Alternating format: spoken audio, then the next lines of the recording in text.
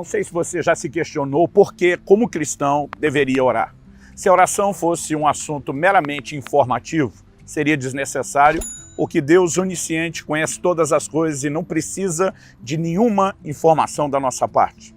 Se Deus tem a sua própria vontade e age de acordo com ela, de novo surge a pergunta, por que orar?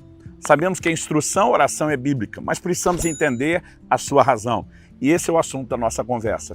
A palavra de Deus diz em Tiago, capítulo 4, versículos 2 e 3. Vocês cobiçam e nada têm, matam e sentem inveja, mas nada podem obter. Vivem a lutar e a fazer guerras. Nada têm porque não pedem, pedem e não recebem, porque pedem mal, para esbanjarem em seus prazeres. Em primeiro lugar, a Bíblia fala de pessoas que almejam e não alcançam. Ele começa usando o termo cobiça e nada tem, sentem inveja, mas nada podem obter, vivem a lutar e fazer guerras, mas não alcançam. Por quê? Ele diz, vocês nada têm porque não pedem. Em outras palavras, porque não oram. Mas depois, na sequência, ele diz, pedem e não recebem porque pedem mal. Basicamente, Tiago nos comunica duas verdades que precisam ser consideradas. Quem não ora, não recebe intervenção divina. Isso é fato. Segundo lugar, nós devemos orar corretamente. Caso contrário, não haverá resultados. Não adianta fazer a coisa certa do jeito errado, porque ela não funciona.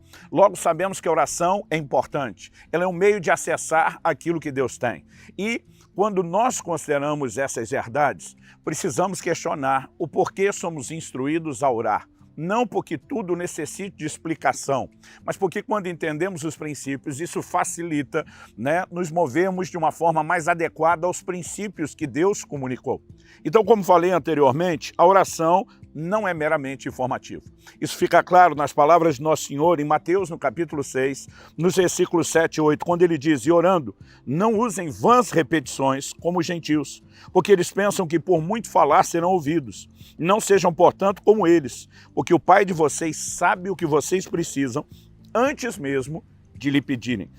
Essa afirmação, o Pai sabe antes de lhe pedirem, mostra que não é essa a razão pela qual oramos, para que ele tome conhecimento. Por outro lado, o mesmo Jesus nos ensina a orar com insistência.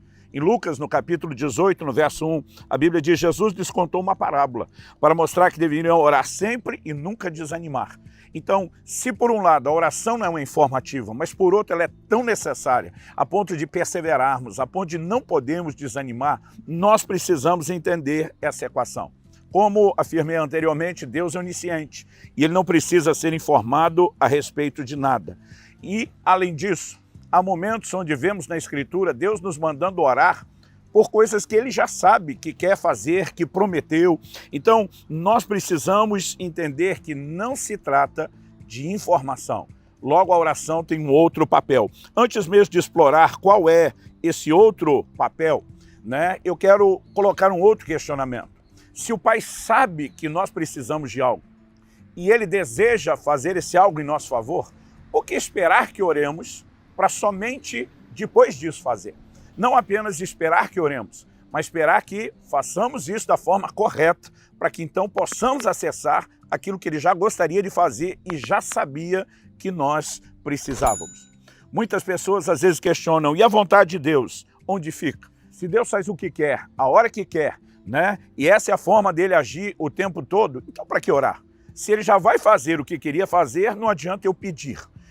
Se eu não sei aquilo que ele está disposto a fazer em relação ao que não é a sua vontade e mere simplesmente atender à vontade de um homem, isso será que faz sentido e combina com a ideia de um Deus grande, soberano? Esses questionamentos, eles também precisam de resposta.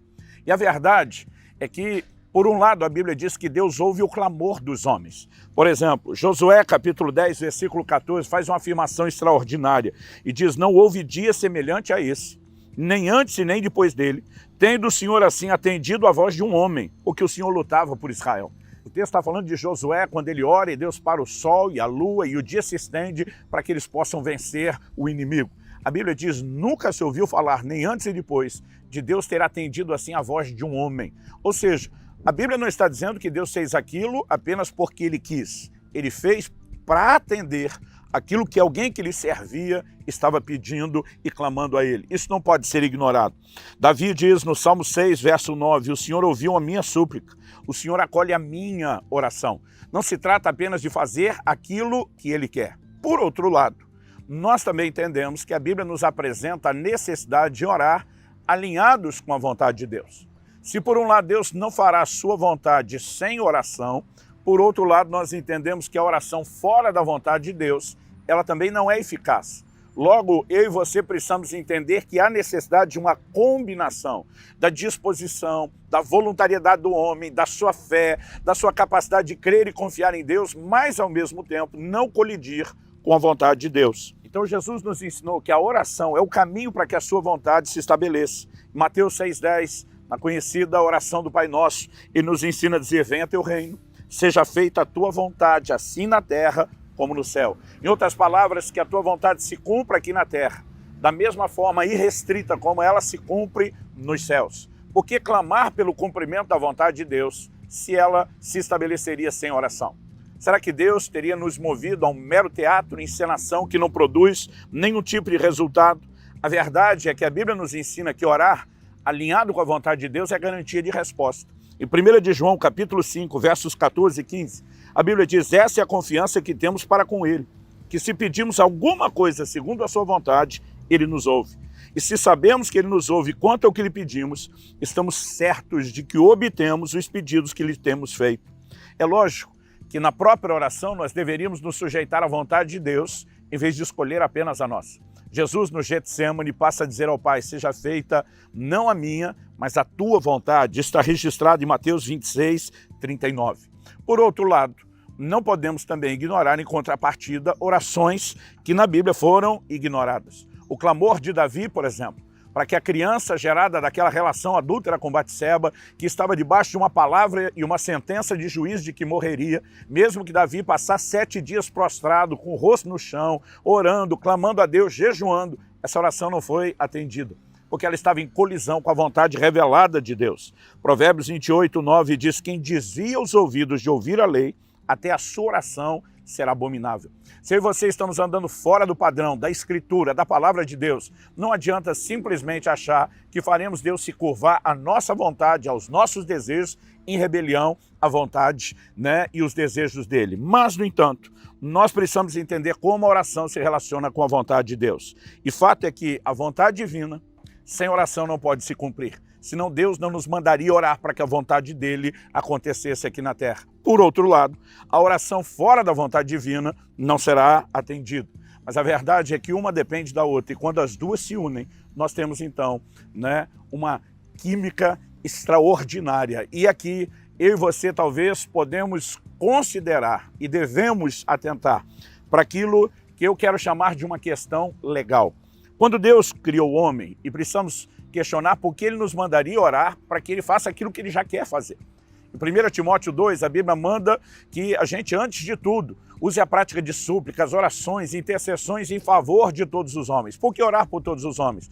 No verso 4, o apóstolo diz, porque Deus deseja que todos os homens se salvem. Ou seja, se a vontade de Deus salvar a todos, por que é que ele nos manda orar para que a vontade dele seja feita? De novo, eu repito, trata-se de uma questão legal.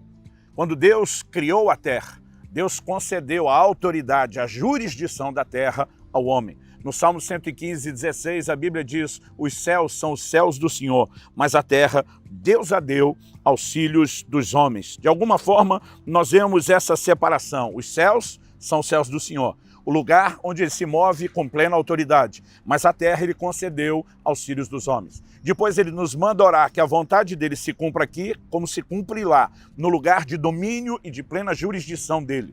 Isso seria como se a gente dissesse que depois de ter dado ao homem a autoridade sobre a terra, Deus não passa por cima do homem. Deus espera uma requisição, uma reivindicação, para que ele possa ter o direito legal de intervir e de agir.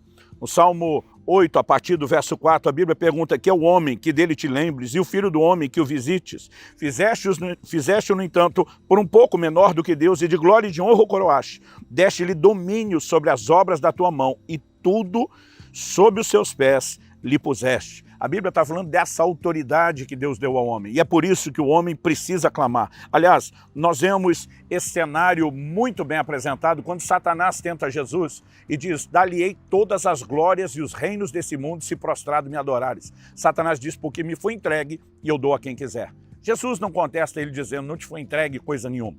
A verdade é que foi entregue, mas não por Deus. Quem entregou? O homem. Deus entregou a autoridade ao homem. Quando o homem cede à tentação, e 2 de Pedro 2,19 diz: quem é vencido em algo se torna escravo daquele que o vence. Ele transferiu a autoridade nas mãos de Satanás. É por isso que Satanás é chamado de o príncipe desse mundo e não precisa de oração, né, ou de requisição para agir nessa terra. Mas Deus, por meio de Jesus, veio resgatar a autoridade dada aos homens e espera que nós possamos clamar. E quando eu e você oramos, quando eu e você clamamos, nós estamos abrindo, por assim dizer, né, uma avenida legal para que possa haver a ação e a intervenção de Deus nas nossas vidas, né, na vida de outras pessoas. E 1 de Pedro 3,12 diz: porque os olhos do Senhor repousam sobre os justos e os seus ouvidos são abertos às suas súplicas. O Deus quer mover na terra, está esperando apenas ser solicitado. E quando fazemos isso com fé, abrimos espaço e um lugar de intervenção para que a vontade dele se estabeleça. Eu sei que o assunto é extenso para ser resumido. Embora não possa esgotá-lo, eu quero apenas inspirar seu coração a crer e praticar mais a oração.